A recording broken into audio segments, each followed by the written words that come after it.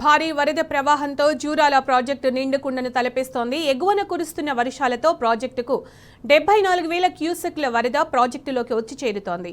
దీంతో 8 గేట్లు ఎత్తి దిగువకు నీటిని వదులుతున్నారు. మే నెలలోనే ప్రాజెక్టు పూర్తి స్థాయిలో నిండడంతో రైతులు హర్షం వ్యక్తం చేస్తున్నారు.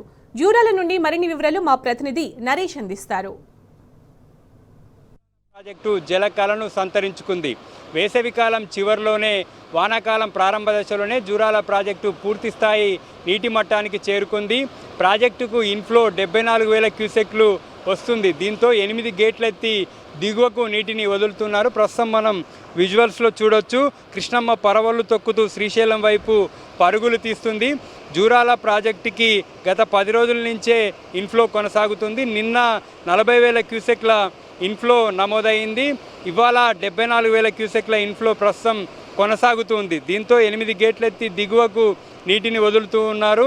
ప్రాజెక్టు పవర్ హౌస్లో కూడా విద్యుత్ ఉత్పత్తి కొనసాగుతుంది. ప్రాజెక్టు మొత్తం అవుట్ఫ్లో 76,000 క్యూసెక్కులుగా ఉంది.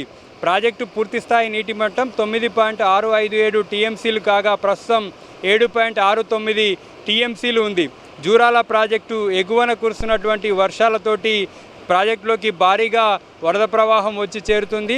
కృష్ణానది పైన జూరాల ప్రాజెక్టు ఎగువన ఉన్నటువంటి ఆల్మట్టి నారాయణపుర ప్రాజెక్టు పూర్తి స్థాయిలో నిండకపోయినప్పటికీ నారాయణపుర ప్రాజెక్టు దిగువన కర్ణాటక మహారాష్ట్రలో కురుస్తున్నటువంటి వర్షాలతో జూరాల ప్రాజెక్టుకి ఇన్ఫ్లోలు భారీగా నమోదవుతూ ఉన్నాయి. ప్రాజెక్టు చరిత్రలో తొలిసారిగా మే 29వ తేదీనే ప్రాజెక్టు గేట్లు ఎత్తారు. సాధారణంగా జూన్ చివరి నాటికి జూలై మొదటి వారంలో జూరాల ప్రాజెక్టుకి పెద్ద ఎత్తున ఇన్ఫ్లోలు వస్తాయి. కానీ ఈసారి వేసవికాలం చివరిలోనే మే 29వ తేదీనే ప్రాజెక్టుకు ఇన్ఫ్లోలు నమోదవుతుండడంతో దిగువకు నీటిని వదులుతూ ఉన్నారు. జూరాల ప్రాజెక్టు మీద ఆధారపడి ఉన్నటువంటి నెట్టెంపాడు లిఫ్ట్ను కూడా ఇప్పటికే ప్రారంభించారు. నెట్టెంపాడు లిఫ్ట్ తోటి 1,500 క్యూసెక్లను లిఫ్ట్ చేస్తూ ఉన్నారు నీటిని. దీంతోపాటు మిగతా ఎత్తిపోతల పథకాలను కూడా ప్రారంభించేటటువంటి అవకాశం ఉంది. జూరాల ప్రాజెక్టుకు నుంచి దిగువకు నీటిని విడుదల చేస్తుండడంతో నదీ పరివాహక ప్రాంత ప్రజలంతా కూడా అప్రమత్తంగా ఉండాలని చెప్పి అధికారులు ఇప్పటికే హెచ్చరికలు జారీ చేశారు. నారాయణపేట, వనపర్తి, గద్వాల, నాగర్ కర్నూలు జిల్లాల పరిధిలో కృష్ణానది ఉంటుంది. ఈ పరివాహక ప్రాంత ప్రజలంతా కూడా అప్రమత్తంగా ఉండాలని అధికారులు సూచిస్తూ ఉన్నారు.